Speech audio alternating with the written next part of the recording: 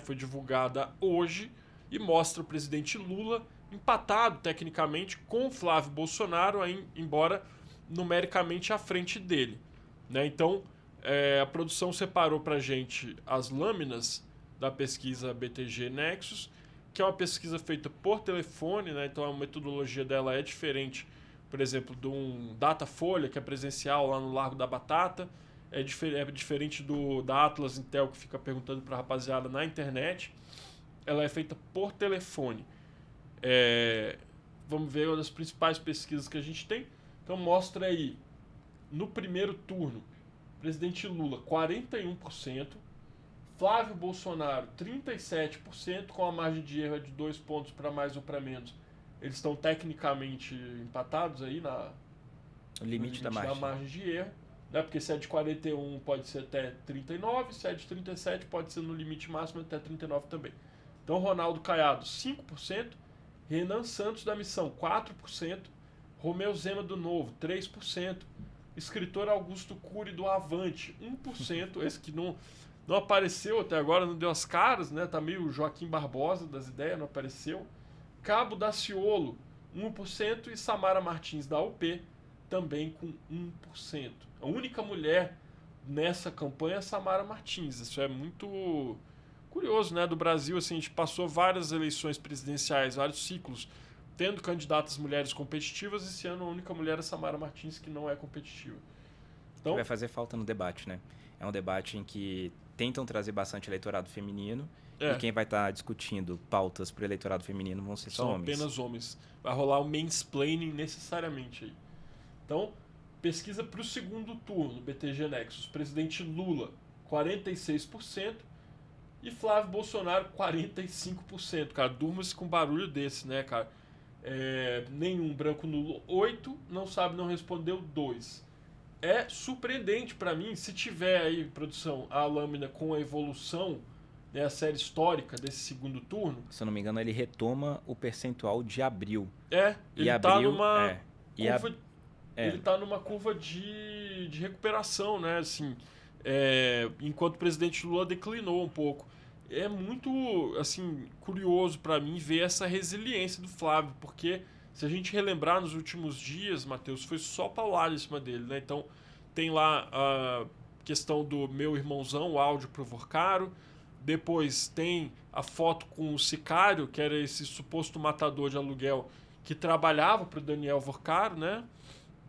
Depois também tem a questão da nota fiscal pro escritório de advocacia dele por uma empresa supostamente de fachada, que era usada pelo Master, foi revelada aqui pelo Metrópolis. Então, assim, é complicado, né? Bastante conteúdo negativo. Nas últimas 3 semanas aí, praticamente toda semana, tinha uma paulada nova para cima do Flávio. E a despeito disso, pelo visto, ele vem se mostrando aí resiliente. A gente precisa ver até que ponto, no caso, essa recuperação vai ser mostrada nas outras pesquisas.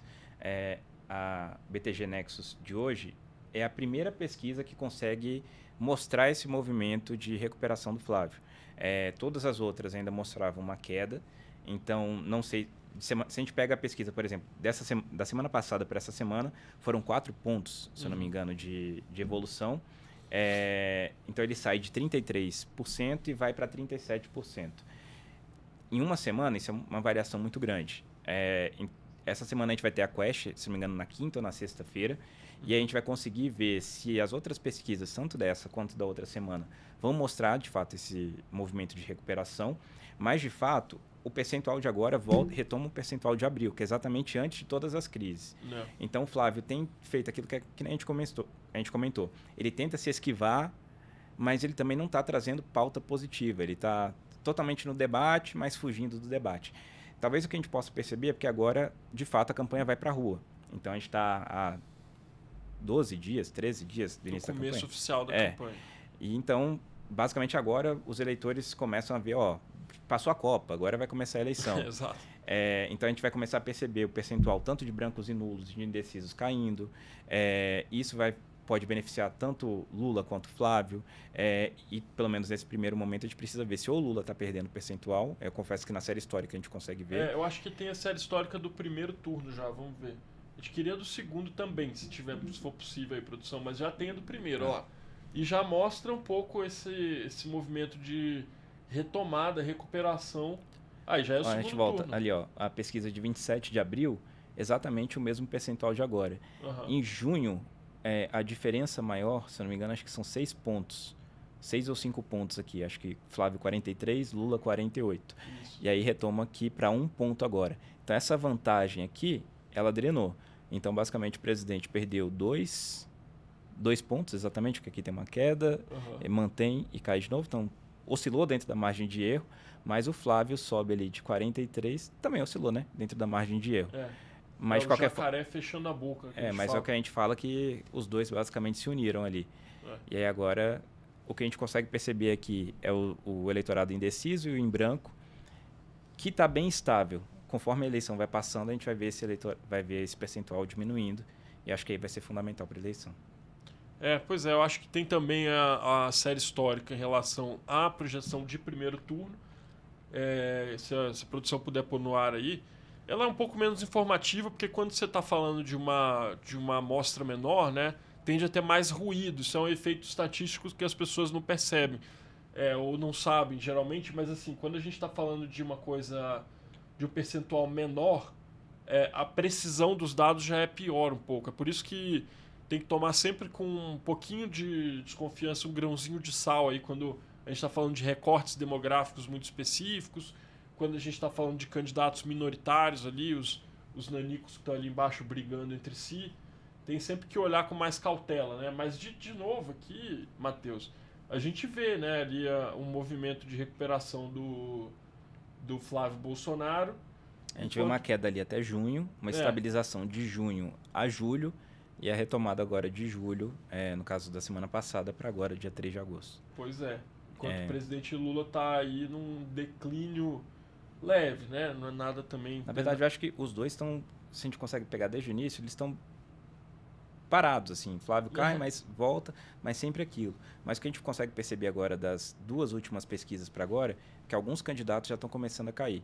Então, assim, obviamente, naquela oscilação dentro da margem de erro, mas que talvez esses votos estejam migrando para o Flávio. E aí as próximas pesquisas vão indicar se esse movimento no caso, um movimento de voto útil. Isso é muito difícil, a gente não consegue falar isso no início da campanha. Ao longo da campanha a gente consegue ver. Mas talvez possa estar acontecendo isso. Então, os votos tanto de Caiado, Zema e Renan migrando para Flávio. Pode ser uma das justificativas. O que é curioso, né? Porque alguns candidatos desses aí têm adotado uma postura mais... combativas ao Flávio. Mais olímpica, assim, em relação ao Flávio, sem fazer tantas críticas direto. Principalmente o Zema. O Zema ensaiou criticar lá atrás, tomou-lhe uma bordoada do próprio eleitorado, voltou atrás, diminuiu o tom em relação ao Flávio. Caiado, que estava muito, assim, evitando comentar, evitando criticar, diplomático. Nos últimos dias começou a sentar o sarrafo no Flávio um pouco mais, né? Fez alguns tweets aí criticando o Flávio. O Renan Santos já sempre bateu no Flávio, né? Pelo menos desde 2019 que o MBL é crítico do bolsonarismo. Então me surpreende assim que esse movimento possa estar acontecendo, de pessoas migrando do Caiado ou do Renan, por exemplo, pro Flávio. Então aí novamente, né, outra série histórica de segundo turno, dessa vez com o Romeu Zema. A gente vê um quadro de estabilidade também, né? Não chegou ainda a ponto de bater o presidente Lula, mas me parece que está estável. Tem mais os outros candidatos aí, produção, sobre nessa série histórica? Renan contra Lula, né? Então, de novo, a mesma história. Vinha ali numa estabilidade, deu uma aproximada, agora caiu de novo, né? Parece um padrão parecido do Zema e do Renan, né? Exatamente. Se tiver do Caiado, pode pôr também, viu? Eu acho que o Caiado oscila 1 ponto também. Isso mesmo. Ele sai de 43, vai para 42 e o presidente mantém estável ali. Mas já está se aproximando mais, né? O Caiado.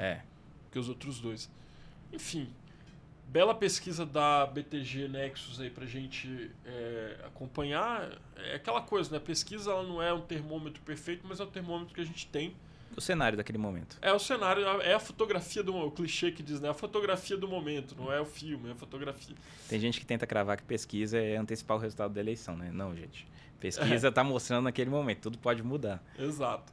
Bom, é isso. O Panorama Metrópolis vai ficando por aqui. Eu queria agradecer você que acompanhou a gente até agora aqui no YouTube ou nas outras plataformas e convidá-los para estar com a gente. A gente vai continuar aqui cobrindo a eleição.